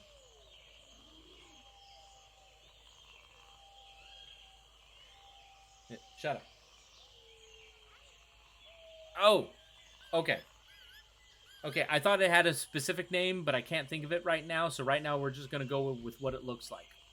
You see what looks like a large snapping turtle. Well, not a snapping turtle, just like a normal turtle. But of course, this thing is like the size of a horse, and it's just kind of like slowly lumbering around right next to the coast of a nearby lake, and it is slowly like just munching on plants. Oh, Bubba. Oh, hi, Bubba. Hey, sweet boy. And suddenly a black fog comes over the cliff. And the goddess of nature comes in and gives everyone healing potions, and we're all happy. Yeah. Unless it was the goddess of nature I thought of in Song of the Wilds, and it was like, no, fuck you all. No, the one in my campaign that's based off of my mother. He has a corgi. Yeah. So you see what looks like a giant turtle that's just kind of like in the foliage, just kind of munching on some leaves. Things are peaceful. And then as you guys are seeing this happen, you hear coming quickly from off to the side, and it gets louder and louder and louder, and you hear, and you see what looks like a giant, heavily muscled bull made of metal that just charges out of nowhere. Oh no. Gores the turtle, flips it onto its back, and then the creature like rears up on its hooves and just starts trampling the belly of the turtle until it's just like a bunch of bloody applesauce. Evan, you monster! You kill like your favorite animal? I love turtles. I'm sorry. Bowser just died. I killed Bowser. Oh my god, Tauros just killed Blastoise. My Right. university is the Terrapins. I wasn't prepared for that much violence today. This, and you see this metallic bull that is just like, after it is just trampled open and killed this creature, it is then just starts burrowing its head right into the guts of the turtle and just starts eating. Even though the Gorgon looks like a bull, this thing's a carnivore. And you realize as you all are watching this intensely gory scene, this is the mark. Now, here is the situation that I present to you all. That's it, guys. My snot. My snot. That's a hard choice. Oh gosh. Oh man, that sneeze was so hard I kind of hurt my throat. I'm sorry, honey bun. Shikaka. Shikaka. Shikasha. Ah. Fucking love that movie.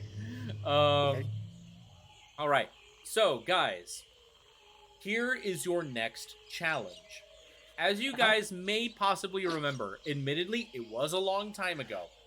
Back when you did your first hunting mark, which was the giant bullet. You right now have an opportunity here. The Gorgon is distracted with its current kill and is currently feasting right now. And it literally just started eating, so it's going to be at this for a while. You all have a chance right now to set the stage how you want. Lay down traps, get yourselves into positions, start discussing a game plan, quickly take a moment to observe the creature, try to collect as much information as you can, and with all that said, you can either try to come up with a plan to take care of the creature now, or with that information, return to Acheron, come back later a little bit prepared. What do you all choose to do? I would like to observe and see if I can see any obvious places where we can get like weapons in and like try to really get under quote unquote its skin.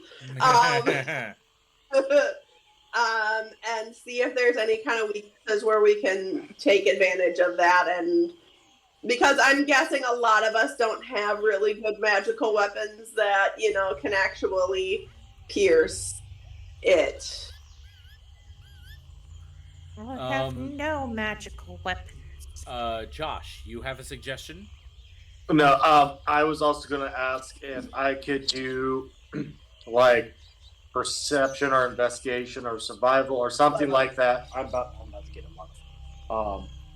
Where I can see good places to lay down a hunting trap that could easily be hidden, and then from there kind of stealthily lay down the hunting trap to entrap the Gorgon, potentially, which would give it hopefully disadvantage on it trying to hit us. All right. So just to make sure I'm getting this straight so far, Kara is going to use perception to look at the creature itself, and Strider is going to use a perception check with the purpose of surveying the local area around you to see if there's an optimal place to lay down a trap.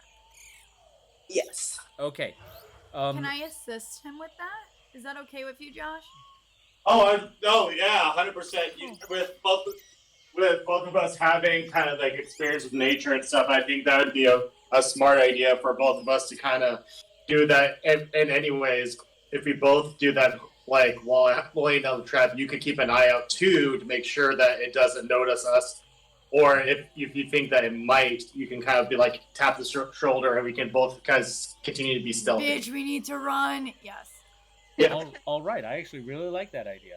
Okay, so Lorelei is going to be right now working with Strider to try to get a good space for a trap to be set. While you guys yes? I'll have one more thing, because Zathar is also with us. Could I have him fly above and do a perception check to see from above if there's any optimal places to like place something or hide somewhere that he could also come down and let us know. That's actually not a bad. Is everything okay? Yeah, I'm still listening. Oh. Oh boy, Oliver. But He's too big. Must be small. I love that he has socks though. Yeah, and my gosh, that is a wonderful blanket that he's laying on. I know, right? I wonder where we got it from. You want to tell everybody, John? Probably not the time. Let's keep going. Okay. I will. That's I why will I was after the trying to be session. subtle about it. I will after the session. By saying how subtle you are doesn't make you subtle. No, then I was trying to subtly go and pet my boy when he's Oh, still listening. okay. I thought you were saying be subtle about pointing out the blanket. No, he just wanted to hold me. Oh. Yeah. Okay.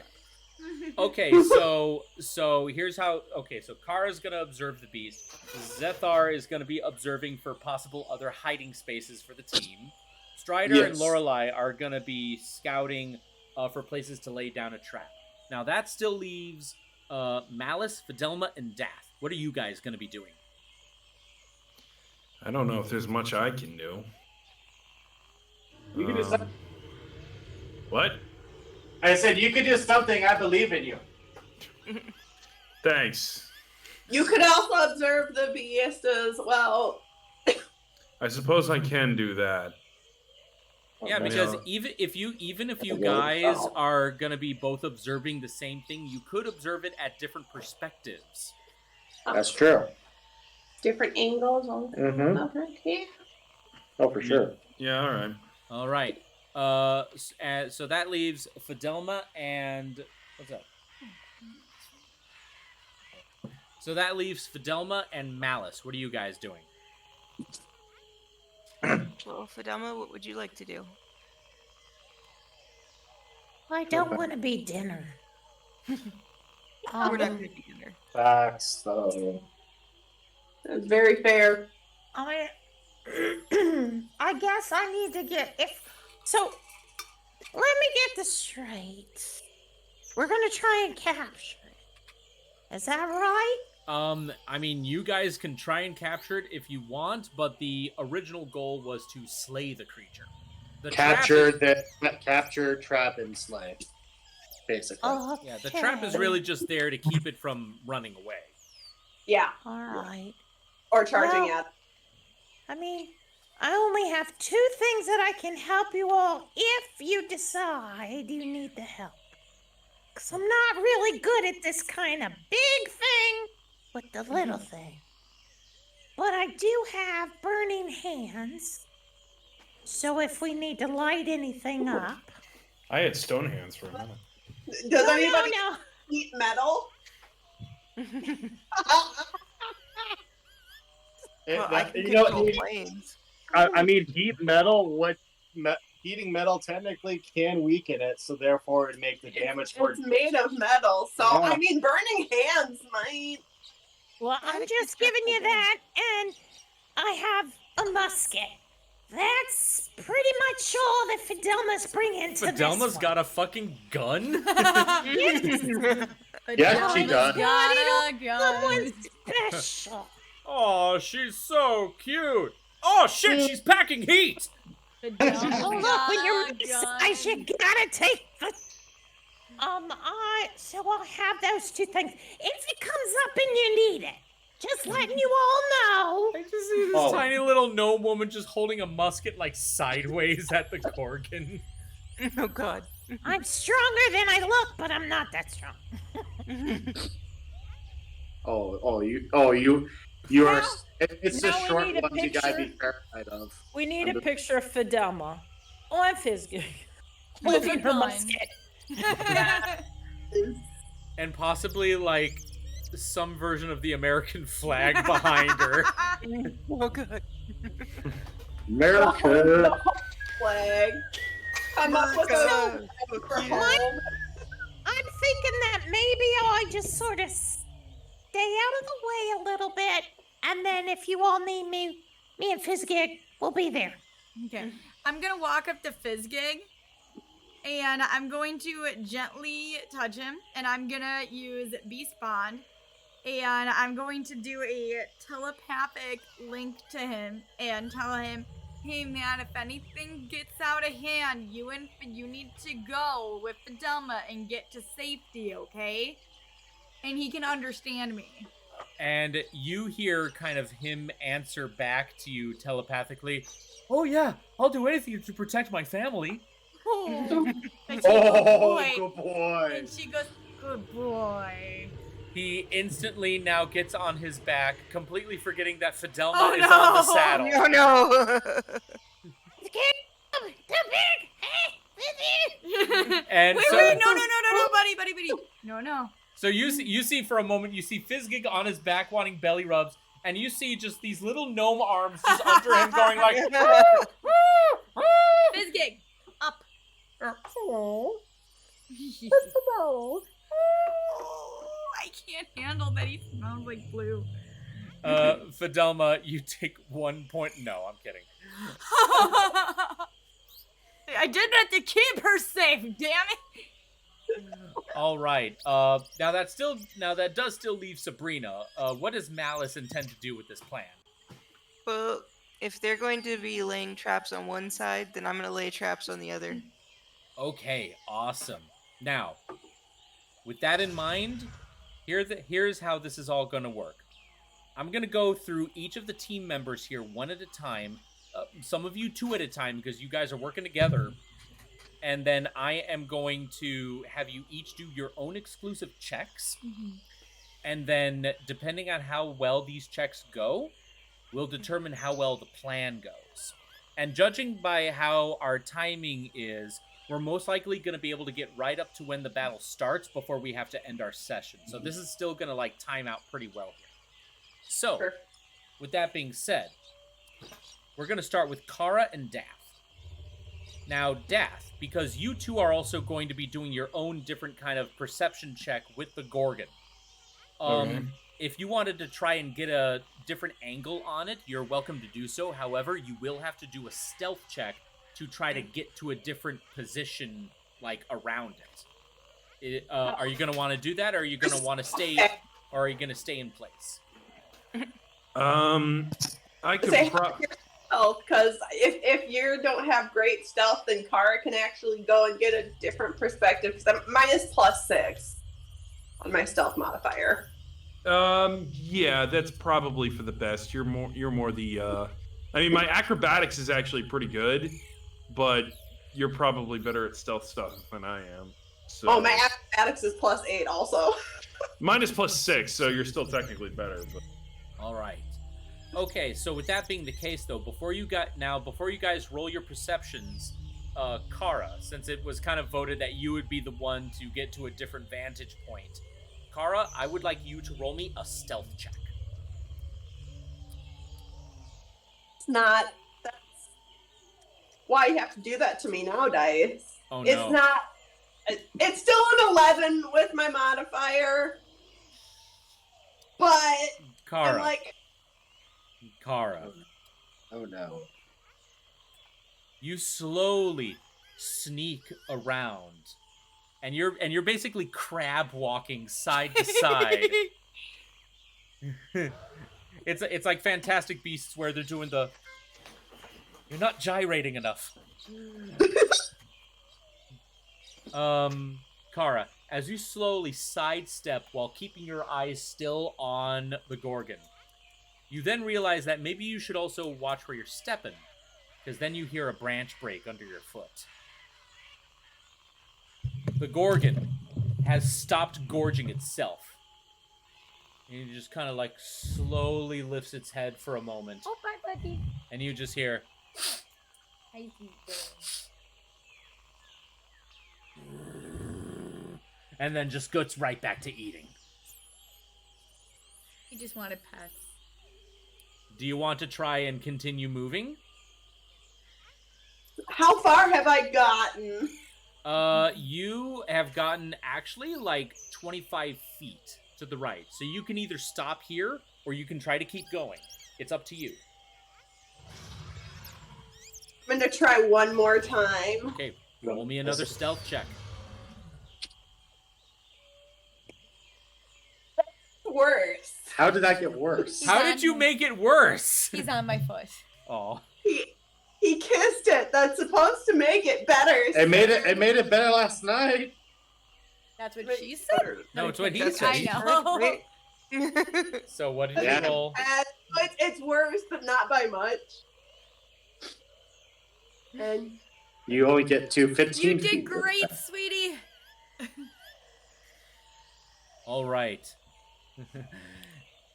you as you are making your way and you're still sidestepping, you slowly move, and then suddenly you realize you can't move.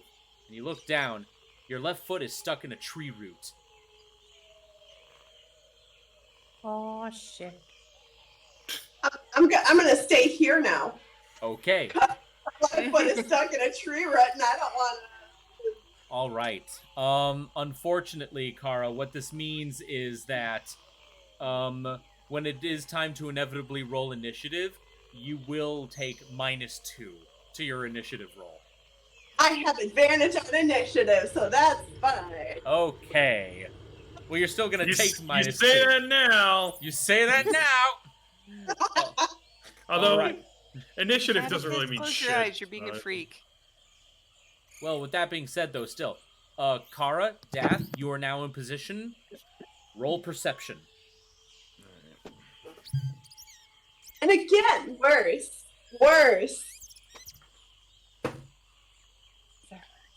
How? Where's my holy water? I'm blessing this shit. It needs dice jail. Grab the no. I like the no, fact grab- that Josh. I like the fact that you just have holy water. You're just like, where's my holy water? Boy. Every have good holy water Catholic has them in the house. Well, I have holy water from the Lords. So, like, not only is it holy water, it's holy water from one of the most holy places in the church. I don't Yes, want to. I somewhere don't in our want to. house we have holy water. I just don't know. Need a where it is. Holy water from Pier 1. Gross. Is it really from Pier 1? No, I was making a joke. Oh, I was just like, what's a weird place to get holy water from? The So, toilet. the toilet. Yeah. All right, Evan, for the record, I rolled a 10. You rolled a 10. Okay. And Leah, what did you roll? Got 6. Oh my god. It's going We're in. gonna lose Leah. And It's there it in will jail. stay. It's in jail now. I like your dice jail. Carly, it looks like your dice bag. It does look like my dice bag. All right. Yeah. So she has the mimic box, and I have literally a jail box. Love it. Liam has an Iron Maiden. Yeah. Nice. All right. So how this is going to work. Kara, unfortunately, due to your unfortunate predicament with your stealth checks, you're unfortunately at an angle where you're just looking right at the ass of this creature. You can't really tell much from here. I mean, as we found in GT's campaign, that is another hole to stick. Oh my You God. can't. An You arrow can't can go lobotomize. right up their butt. Lobotomize. Look, Scanlan and Vax found a way to deal with, that problem at the end of season 2. So, Yeah, Kara could do, 1,000 years of death from Naruto right up the golden. She does. Let's be honest. Let's be honest here. That might be the only soft spot on the entire Gorgon. So, You do burning hands and just go 1,000 years of death. Radiant Sunbolt, so that goes. I don't want to go stand I up have behind me Firebolt, and put my Chaos Bolt. fingers up. Not something Yep. I want to do. Right. Right. And you. I don't know where that's been. All right. Okay, so Dath, since you're the one who still rolled relatively higher in this perception check, you actually do kind of notice something about the quote-unquote skin of this creature. You notice that there are actually separations in the plates, which does make sense because this creature's body does need to bend and be flexible, so there's got to be spots where the thing moves. Now these are very, very thin separations, but they are there. all right. Can I determine the age of the creature? I'm gonna tell you this right now. There's really no way to do that. Not in this kind of situation. All right. Now, that then brings us. So that's Kara and Dath. We now go to Strider and Lorelei. Yeah. Perfect. Now you guys, now let me ask you this. Yes. Yes. Well, actually, no, wait, no. Strider, Lorelei, and Malice, because you guys are all like the trap setting I thought portion. it was just me and Strider. No, Malice said that she's gonna set a trap, but on like the other side of the creature. I'm so sorry. And Zethar is going up above. So technically, that is like 4 characters doing something at the same time. Yes, but however, Zethar is just scouting for hiding places. He's not actually helping in the trap area, so he kind of still counts as like a lone entity in this case. Yeah. Now, fine. with that being said, though, so the question is, which of you three are gonna try and, well, really, it's not which of you three. Lorelei and Strider are both intentionally working together on the same trap, whereas Malice is gonna try and set up on the other side of the creature. Now, with that being said, the question is it gonna be Malice, or is it gonna be Strider and Lorelei who has to make the stealth checks? Well, my stealth is +5. And mine's a +3 with advantage. Mine's +5 too. So one person, 2 people doing stealth checks. I think Lorelei and I could do the stealth because she has +5, and then I have +3 with advantage. So I mean, could depending on what DM wants to do. Because of like when we said I am the one keeping watch, it makes Yeah. sense. Yeah. Yeah.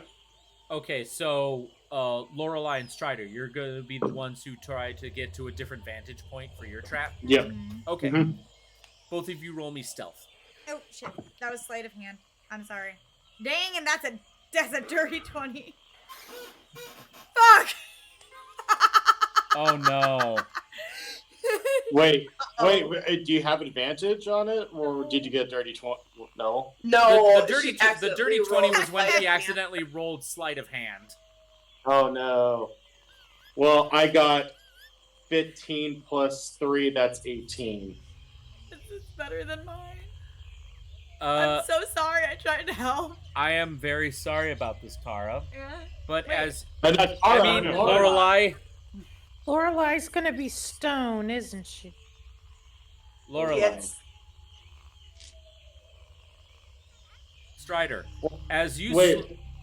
One question though. Mm? Since she's trying to help me with this, isn't that technically just her trying to give me advantage with that? So technically, wouldn't my role do that, or are you having us literally be at different entities, even though we're working as a team with it? Unfortunately, she's only giving you advantage to actually set up the trap. If she's giving you advantage on a stealth check, She was keeping a watch. Yeah.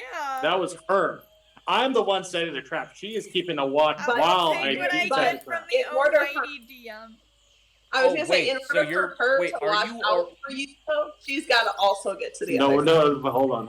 Okay, so hold on. Hold on. The way I pictured it was she's keeping watch, but also assisting. So Okay. So the ultimate question is, are you moving with Strider? Slowly, but yes, I'm staying like behind him to see if like the thing spots us. Then unfortunately, the stealth check still stands. Gotcha. I tried Sorry, so Josh. hard. I wanted to be honest, but I appreciate you trying to help. In terms of you actually setting up the trap, then absolutely she would definitely give you advantage with that. But the only way she would give you advantage on the stealth check would be if you were carrying her, and that somehow made you more stealthy. Yeah.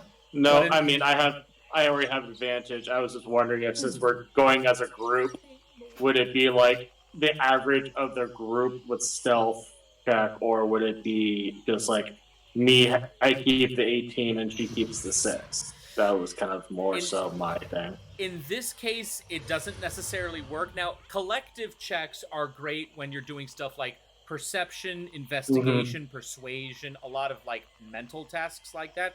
But for a lot of physical tasks, that is going to a certain extent, require like individual effort. And in this case, that's fine. Yeah, no, I get that. So yeah, unfortunately, you're going to hate me for this, Lorelei. Strider, you are able to effortlessly make your way slowly past Kara, but then you are able to successfully make your way to the other side of the creature. Lorelei, you make it about as far as where Kara has her foot stuck in a root, and you trip. Yeah, that's fair. There, and the way I see it right now at this moment, both Lorelei and Kara, you both kind of like look at each other in just shock. Like, I can't believe you did that. I can't believe I watched you do that. And then you both just kind of slowly turn your heads at the Gorgon, and it is looking right back at you. And this metallic bull's face is just covered in gore and blood. Great. Right. Let's get these initiative rolls going. I never said initiative. I never said initiative yet. Yeah. Can I cast speak with animals and try to communicate with it? You can certainly try. Can I help her with animal friendship? Wait a minute. Animal friendship, is that like a separate like spell or feature for you? I mean, it's not a cantrip. It's a second level spell for me. What does it do? No, it's a first and second level. Okay, the spell lets you convince a beast that you mean it no harm. Choose a beast that you can see within range. It must see and hear you. If the beast's intelligence is 4 or higher, the spell fails. Otherwise, the beast must succeed on a wisdom saving throw or be charmed by you for its spell's duration. If you or one of your companions harms the target, the spell ends. Tell me again about that intelligence level. How high does it have to be for the spell? 4 or higher. Then you're in luck because the intelligence of a Gorgon is 2. Hey. Okay, so this is actually gonna work. So how this will work is, so Dath, in a moment of like split decision thinking, you quickly cast animal friendship upon the Gorgon, and then Lorelei. Yeah, sorry, he was chewing on a cord. It does have to make a wisdom saving throw of 13. Oh, okay. I guess. Wisdom saving throw. Well, okay. It says the hit DC is wisdom 13. Okay, so then it fails. It got a 5. Nice. Okay, so animal friendship succeeds, and then Lorelei, you try to use speak with animals. He doesn't have to do anything. It just is a communication thing where I just can talk in his language. Okay. I look at the creature, I hold out my hand, and I just give it like a dead stare, basically. And Lorelei, what do you say to the Gorgon? I'm sorry that we're interrupting your meal. We're just passing through. It's not technically lying. The Gorgon just looks at you very intensely and just goes, "Be quieter next time." And, okay. And then he just like turns around and just goes right back to just eating the turtle. Wait.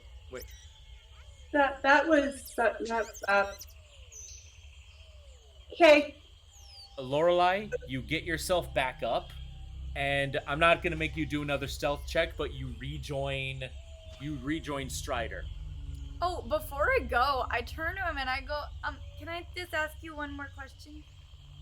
The Gorgon just kind of rolls his eyes and goes, "What? What was that thing in the water?" What? It's okay, never mind. Okay. Goes back to eating. I look at the Gorgon, and I look at the way that it's kind of. I look at the way that it's kind of treating Lorelai, and I'm like, be nice. Hold on. Oliver was just making biscuits okay. on my hat. Hi. Unfortunately, Dath, the Gorgon doesn't understand you because you weren't the one that cast speak with animals, just animal friendship. No, well, I was laboring under the idea of a masked pet, but Okay, so Lorelai, you're now back into place. Yes. So meanwhile, Malice, you don't have to move. You're already kind of in place. So here's how this is gonna work. I would now like Strider and Malice to both roll me survival checks when it comes to setting the trap. Strider, you have advantage because Lorelai is assisting you in this one. Oh, perfect. 16. All right. All right, so 19 plus 7, that is 26. All right, perfect. You both succeed in setting your traps, and these are very small, like, pitfall traps that are set up in a way to catch, like, 1 or 2 hooves at once. So these are definitely good when it comes to restraining movement so that they stay in place for the kill. Mm-hmm. Yeah, and it would need to, if we're going off of are we just going off of hunting trap, like my hunting trap, or is this just like you're just saying that it's going to, if it steps in it, it's going to happen? Well, I'm just saying like how it's going to play out lore-wise in terms of like technical rules. It's going to follow a hunting trap, but I'm just saying like how the trap would work. So then it would need to succeed on a dexterity DC of 13 to beat it. If it doesn't, then it will go into the trap, and it will take 1d4 piercing damage. And after that, it would need to succeed a strength check of 13 to get out of it. Gotcha. Okay. You changed to a 5. No wonder 5. All right. You changed it to Now I can't quite remember. Fidelma, what was it that you were wanting to do? Baby girl, I don't want to 5. Fidelma? We can't hear you, Mom. Oh. Fidelma, you're muted. Sort of sitting, watching what they're doing, and I'm cleaning my musket in case someone says, aim for this. Gotcha. How far are we from? Sorry, say that again? How far am I from the critter? I would say about like a solid 35, 40 feet. Okay, good. Then, yeah, my musket, just cleaning it, getting ready to use it when someone says, shoot it. If Shoot they tell me where. I'm not sure I can get it up the bum. But if Dath informs me where I can shoot it. How would he? I mean, we got to be really quiet, though, right? I mean, you guys are in the same area as each other. You guys moved. A dust cloud. A dust So cloud. can I just assume Dath has told me that there are separations in the plates? Yeah, very faint separations in the plate so that the creature is able to move around. Okay. So they're not like an armadillo where they overlap each other. They're more like the turtle where it's plates that come together. No, it's not like plates. It's more like medieval suits of armor, where like the plates are level with each other, but there is this little space between them so that they can do like this. Got it. Did that make sense, Fidelma? Yeah, I think so. Okay. All right. And lastly is Zethar, who is going to do his own perception check.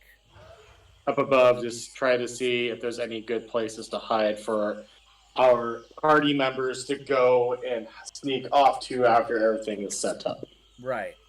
I'm go ahead and roll that. Well, I have it's a +4 per his perception. Oh, okay. Okay, give me just a moment. +4. Yep. And I had dice out for him just in case. Oh, awesome. I already rolled for him. Okay. But that is a 15. That is actually not bad at all. Nope. As luck would have it, because of just how absolutely dense the swamp is, there's actually quite a lot of good hiding places, like behind trees, in brush.